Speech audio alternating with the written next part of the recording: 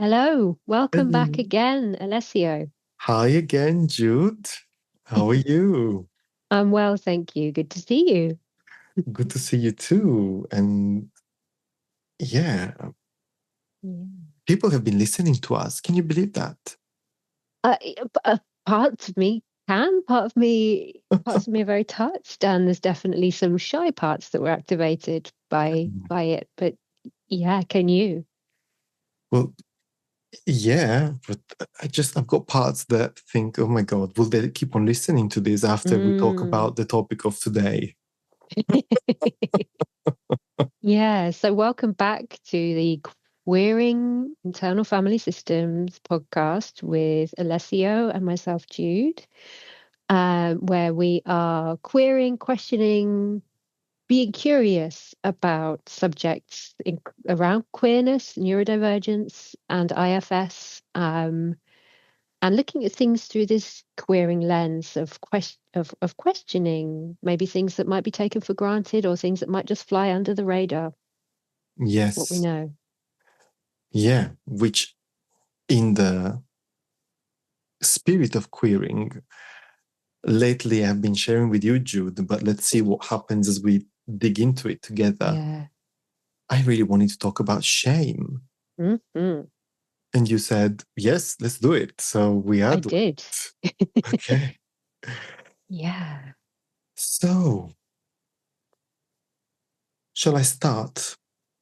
Yes. Right. I'll start. So, I've been queering shame.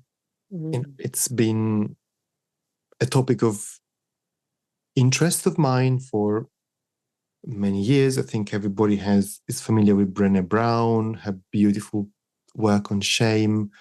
And in the IFS world, we've got Martha Sweezy. She wrote a very deeply thoughtful book on shame and guilt.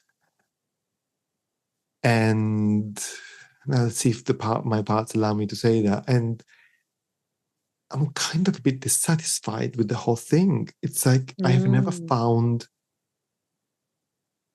something that really got me, yeah, okay, now I got shame. Never got there.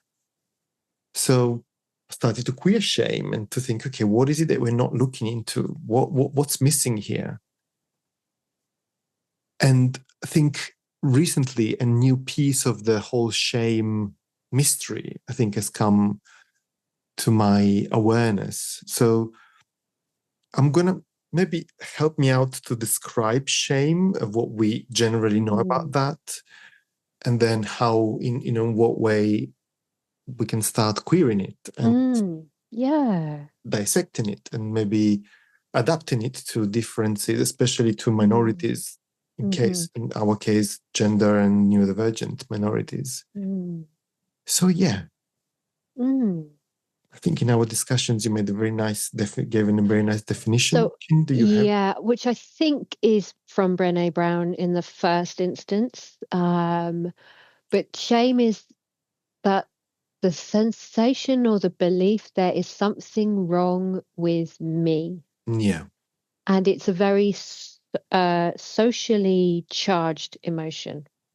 Yes. Shame takes us, shame itself is, I think, can be described as a parasocial experience or emotion. It takes us away. It makes us want to hide. Mm. It is the belief there's something wrong with me and I need to take that away. Or this thing that's wrong with me is putting me at risk of being socially rejected. Yes. Thank you. Yeah. Which I think one of the things that really helped me was to differentiate it from guilt, which we're not going to go into, Yeah. because So shame guilt is is I've something. done something wrong. Yeah. Whereas shame is I am wrong. So it goes Yeah. down to identity, which has a big role in society. And I think one of the examples would be of like a male-bodied person dressing up like a woman. That, Mm. if this person is heterosexual, cisgender, it's considered fun, just a moment of joke, nothing shameful about it. Yet the Mm. moment someone might be dressing up from like a person with a male body dressed up like a woman, and then people start to kind of question, oh wait, maybe this person is transgender, maybe they want to transition, or maybe they're gay, because most often they're not. That could be another topic of another episode. People The who things don't are, understand the differentiations yeah, between different yes, gender identities and sexualities. exactly, Yeah, we'll exactly. talk more about that for sure. Yeah. Make a note. That's the next I in the think that's next definitely on our episode. list, That's but gonna be I'll there. write it down again. Yes, make a note. I mean, I was telling myself to make a Oh, note. well, Thank 2 you. notes have been made. Yeah. Yeah. So same behaviors, but the moment the behavior shows an identity, is no longer guilt, it's shame. You've done something wrong, and behind it there is an identity that is wrong.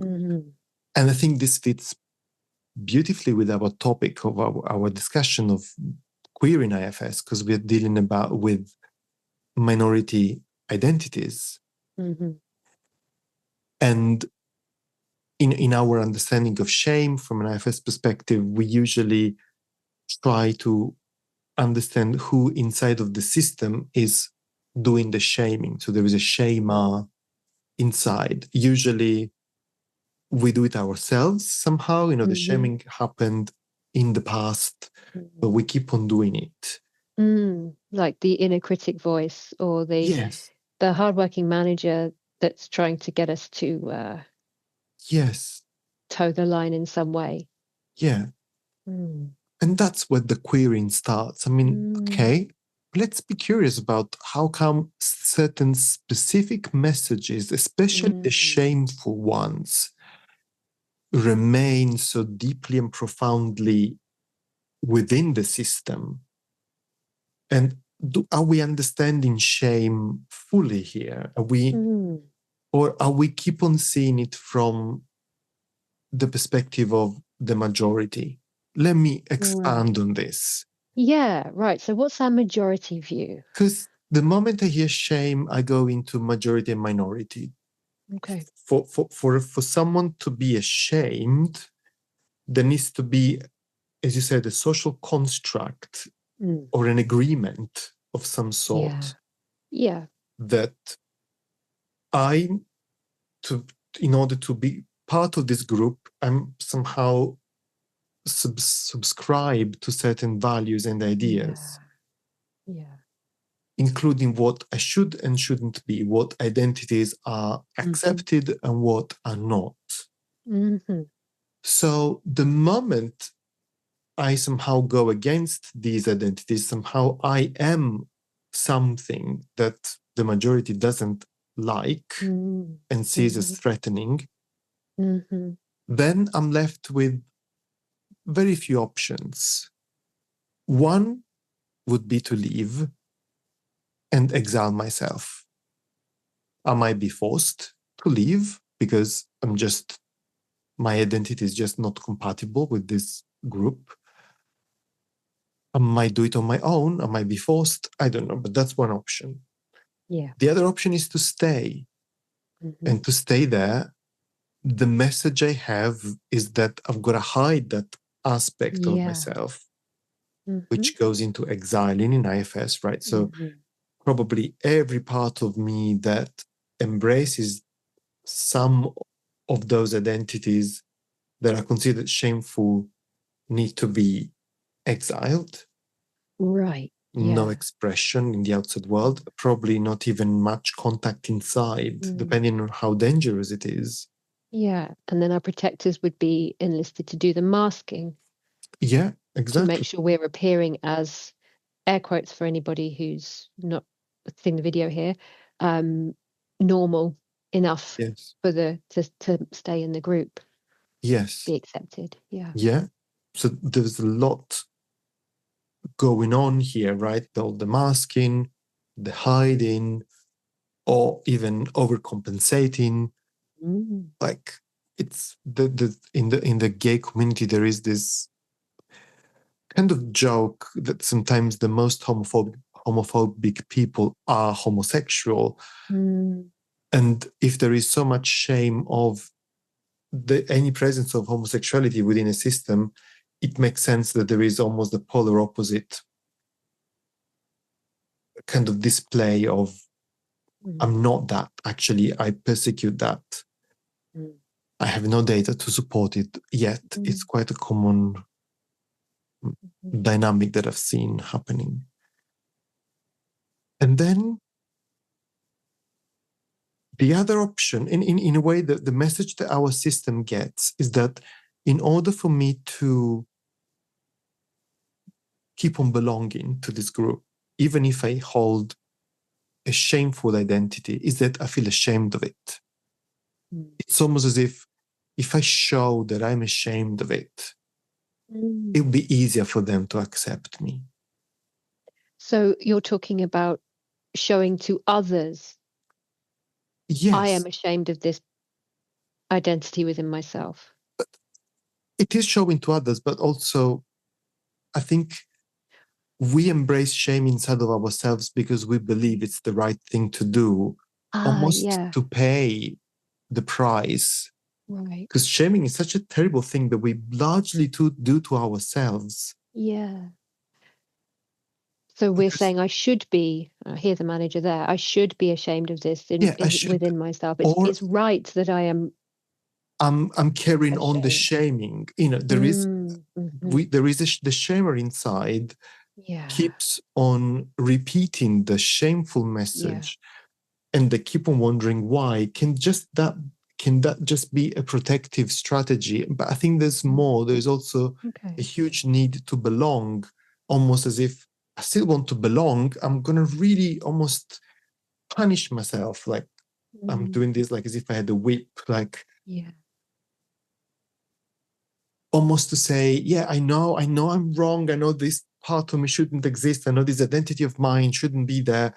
But I feel so bad, so shame. Please, please, please still accept me. And usually there might be a sense of nodding. Oh, yeah. Well, you're almost, how do you say, atoning for these wrong. So if I look at shame from this perspective, I don't think at least I haven't never encountered an explicit reference to the shaming, to this aspect of the self-shaming that carries on within the system. I'm going to pause here, Jude, to see if you're following me, because just you can I ask think some so. questions. And there was something that you were saying before we recorded, which was about the way that you've noticed this showing up with clients, which I think would be a really helpful way to anchor this. Yes. You mean about what is missing? Yeah. I'm going to go there in a sec, just checking that whether until now there is anything that maybe needed I am to go with down you. or... Yeah, no, I'm with you. And what I'm hearing is there's something about the explanations or the understandings that exist so far. They make sense, but there's an and, or there's a but, or there's a something that doesn't quite get included. Or there's something, your system, your mind is not, like you said, it's not quite it doesn't quite fit. It's not quite enough. It's not quite satisfying enough for the kind of like the whole 3D picture of shame. Yeah. Yes, thank you. I really needed this little pause, because it's given light to another idea that I'm going to put here for the first time, because I don't think I've even shared it with you, Jude. So let's see. We'll see from the comments if people like it or not. But I think so far, and I'm going to repeat this for those ones who might not be fully familiar with the IFS model, the way we see shame, we consider it as made of at least two parts inside. One that is the shamer, that repeats the shameful message, and one there is the ashamed part that receives it. I think so far, usually the shamer is seen as a critical part, some sort of So protector. I can't believe you've done that again. Yeah. You're a terrible person. Yeah. Everyone's going to hate you. Yes. And So then the shamed, which is like, you're right, I yeah. am. So if it's a protector, you ask, what's your strategy? What are you scared would happen if you didn't do this? We consider it almost as if the part has chosen this self-shaming to perpetrate the self-shaming for a protective purpose, which I get to a certain extent. We consider it as protector strategy. Go on. Yeah, and a strategy that they might have had to take on. Yes. They will have. It's not that the part has chosen to say, Okay, I true. want to spend my time being, say, I mean, I've got critics. I want to be Jude's critic, and my whole thing is about making sure that she feels terrible for the rest of her life. They've chosen that because maybe there was a bigger external critic, maybe my mum, for me, sure, who, this part had kind of the sense of, well, it's better coming from me than outside. So if I'm going to shame you, make sure you fit in and get less external shame. Yes. So here is me querying IFS here. I'm kind of thinking like now I've got the jokey parts, the TV show, is it cake? And then you cut it and it's not like, but is it a strategy or is it a burden? Great question. Love it. What, it's like whenever we make an example of shame, in this case, your mother, or in my case, could be the bullies in my school, whatever. To me, it looks like these protectors that keep on doing the shaming have had no choice but to do it because it's a burden. Yes. It's a burden. That the burden is the societal construct that the system has agreed on to say, oh yeah, I am with you. Part of me believes that this identity that I hold is shameful, and therefore I will do the right thing to do, which is to punish or to do all the internal things.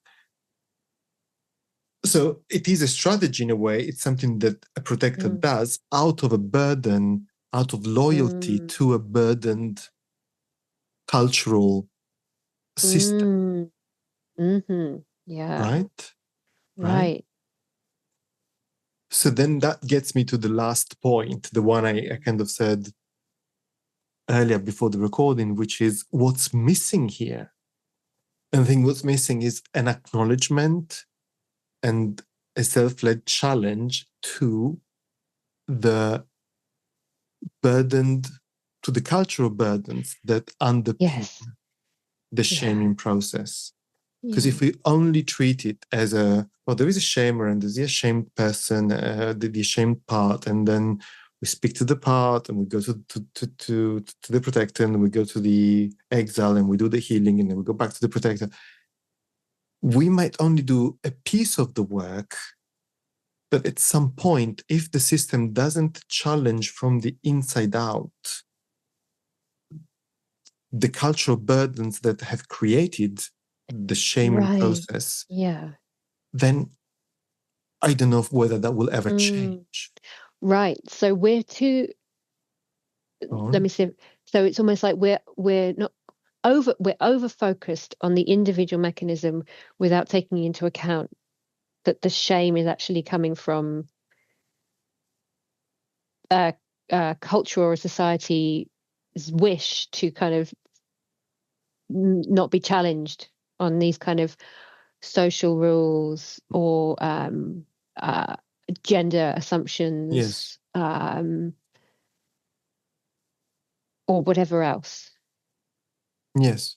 Yeah. So we're not seeing the burden that comes in there. Yeah. As you say, I have an image. Sometimes I think an image, if we imagine like there is this protector exile inside, the shamer and the ashamed, and I know it could be much more complex, but just for simplicity's sake, there's only two. There could be usually three. The shame, flame, blame model by Sykes is a big point of reference for anybody who wants to dig deeper into it, much better than I do. But if we look at this one, if we only stay inside and we don't see that outside of this little internal system, there is a cultural burden that somehow kind of deciding the rules of the game. And if we don't challenge those, then there is only a limited amount of healing that can happen, because bottom line, we still hold the cultural burdens that have generated the shame, at least now inside we're of queering ourselves. shame.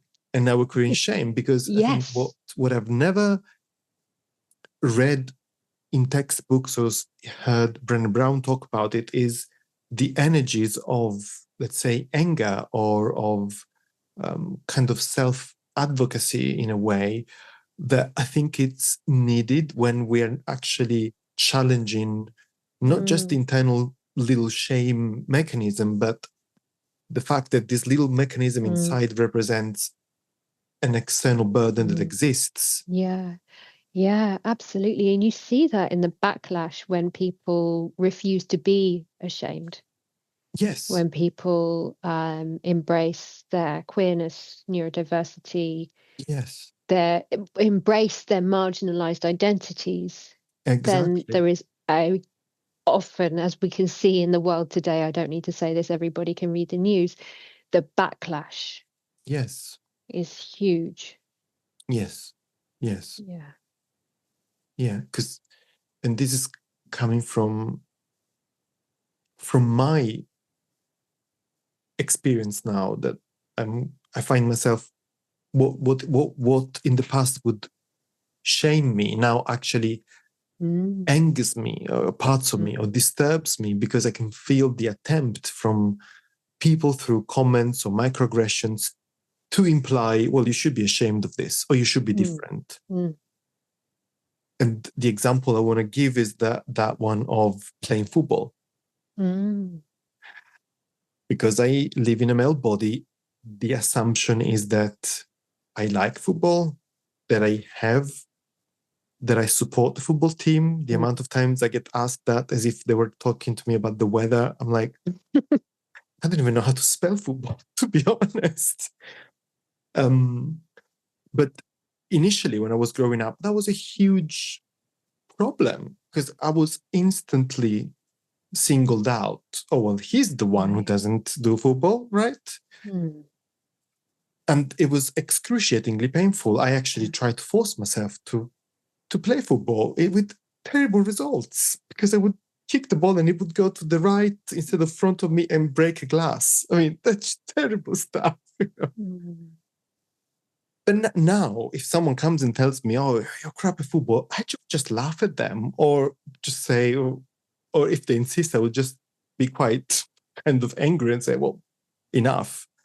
So what's changed? What's changed that inside of me, I have challenged the concept that in order to be accepted by society in a male body, I should have a football team that I support. I should be able to play football, etc., etc. And if that hadn't happened through my work internally, that wasn't particularly linked to the shame, but to embracing my diversity and realizing that these rules don't apply to me. Right. At all. They're an intrusion, they're a damage to my system, to my identities.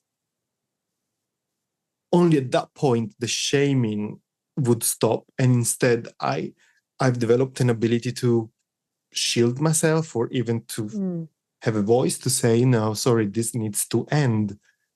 And sometimes I can say that easily in even professional circumstances, when maybe there is an assumption that I might want to run a male-only group, or people approaching me through the internet asking me, we're running like a retreat for men. Would you like to give a speech? To that, I reply, what men are you doing it for? Trans men? Non-binary men? And they don't reply to me, because they have made so many assumptions about who I am. But it's been a journey. And it's just more than the internal shame, but it's also about stop buying into those messages. So welcome the missing piece here, that self-righteous anger, the ability to say, this is me, and there's nothing wrong with me. And whatever you say doesn't really harm me anymore, and I can still belong here, and I can have a voice. And hopefully you listen to me, and hopefully you will find a way to look into the way you are perpetrating the burden onto me with your comments, with your messages, with your expectations of me, etc., etc. Yeah. Woof. So it's beyond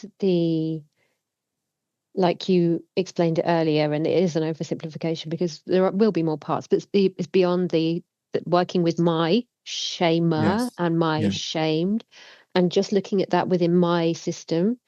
And also this extra piece, this other piece of where does the shame come from? Yeah. And what happens if I choose not to take part in that anymore? Mm-hmm. Yeah. Oh, and what's stopping myself from accepting and embracing my identities, my diversities, and still believe I can be part of this without having to examine myself, etc., etc. Yeah. Powerful stuff. Yeah. Absolutely. Right. I want to check in with you, Alessio. Fine. I had no idea what all of this was going to come out. And how is it in your system now that we've? Well, there's a part of me that was like, I can't believe you're saying this on a microphone and it's getting recorded and people will listen to it. But yeah, and I want to say, I don't want to take away from anybody's experience of shame. This is purely based on my own experience, on what I've noticed it's missing and what's helped me get out of shame. In some aspects, there are some other things that still shame me. I'm sure this is just one aspect of shame. And shame is a human emotion, and we all experience it because we are all social beings. Yeah. So yeah, I'm very happy that this is kind of been spoken about. Yeah, and we hope that this is a discussion that gets your juices flowing and gets you curious. Yeah. This is when, if I was a professional podcaster, I would say, now, why don't you think about your shame? But I'm not going to invite you to podcast homework. Oh, God. I would invite you to dwell much more on shame because it could be a big, big, big problem in someone's life. So maybe do it with your therapist or whenever it's safe to do so. Yeah, but hopefully we've just got you thinking about this and curious about this, that these, and it's so relevant to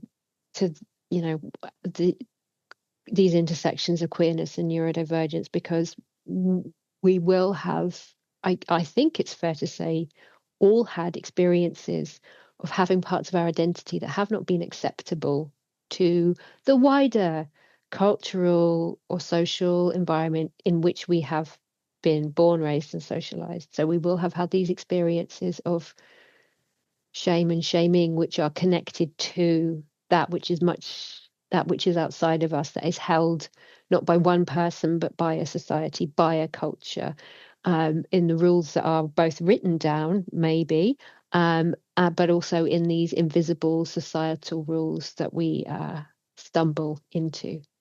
Yes. Yeah. Yeah. Okay. So, does that bring us to the end of today's podcast? I think so. Let me just check with my parts if there is anything else, although they're quite satisfied with what's been said. So yeah, I think we can go towards closing by, as usual, reminding people how they can contact us and to to reach out to us if they want to anything about the topic or they have something to say about it and they might want to be a guest on our podcast.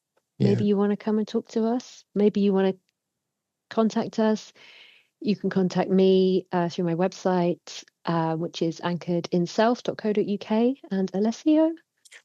On therapywithalessio.com, it's my website where you can find the form on the homepage to contact me.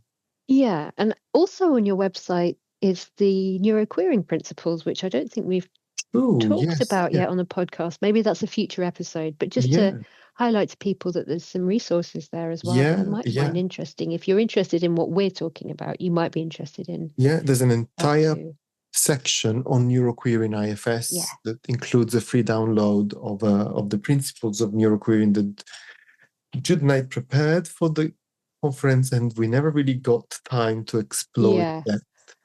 Sounds like some future podcast episodes to me. Absolutely. Me too. And thank you so much for listening, watching, letting us know that what we're saying is of interest to you, and we'll keep going. Be back for more. Bye bye. Back for more. Bye.